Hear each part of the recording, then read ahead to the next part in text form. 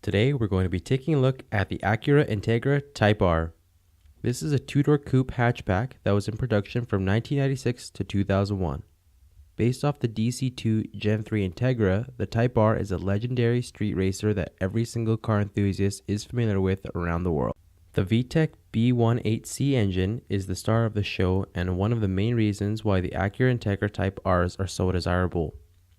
The B18C is a naturally aspirated, dual overhead cam, 16-valve, 1.8-liter 4-cylinder engine that produces 195 horsepower and 130 foot-pounds of torque. This engine is rather rare, seeing as it pretty much only lives under the hood of Integra Type Rs.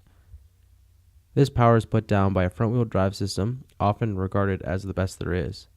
Coming in at 2,595 pounds, the Integra Type R has just the right weight for its lively, naturally aspirated 4-cylinder engine. As expected, the Acura Integra Type R also has a limited slip differential.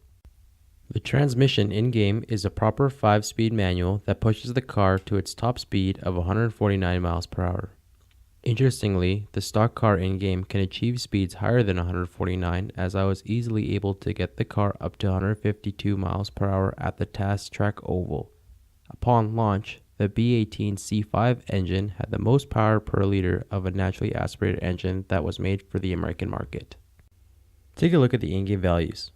One interesting thing to note is that the power RPM is listed at 8,000 RPM. In real life, the car's red line is closer to 8,500 RPM, but fuel cut off at 9,000 RPM to avoid damaging the engine.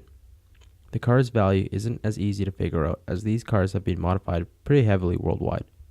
Where I live, the cars in decent stock condition roughly sell for $25,000.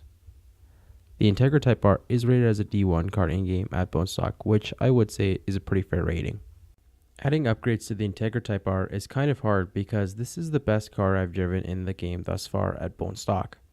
One thing you can tell even in a game is that the car has the usual front-wheel drive understeer characteristics. I will say that the stock brakes were shockingly good considering their underwhelming 4.2 rating. This is why my ideal setup for the car is to have the modified weight reduction, club sport suspension, and Y-rated tires. With these upgrades, the car's handling is slightly better as it can easily slide through the corners a little bit easier. In other instances, the car feels a little more planted with upgraded shocks. Obviously, the wider tires are great for the front-wheel drive system, and thankfully, the lighter weight helps in all of these instances, including speed. I did also want to squeeze in the modified intake and exhaust upgrade, but ultimately decided against it because it moved the car out of its standard class. In an arbitrary race, I set a stock lap time of 1:13.071 at a small track like the Tsukuba circuit and 1:32.969 at a medium-sized Alpine ring. In the same situation, I set a lap time of 1:11.502 at Tsukuba circuit and 1:32.327 at the Alpine ring with my ideal setup. The car's lap times improved by 1.569 seconds at the Tsukuba circuit and 0.642 seconds at the Alpine ring in comparison to the arbitrary stock laps. As I've stated before, lap times aren't everything. Perhaps this is a testament as to how good this car is when left at bone stock. Now, it's time for the hot lap.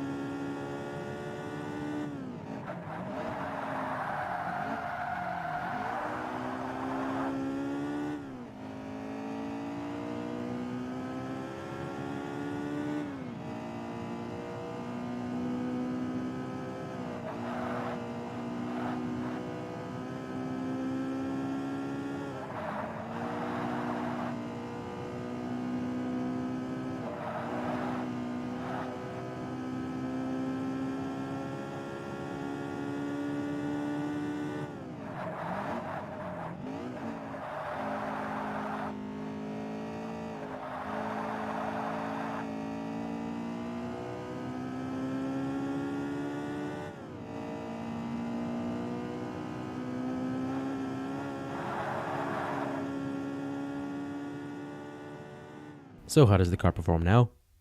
Well, I was able to determine that the Y-rated tires help you regain control of the car if you start to veer off the suggested racing line at any point.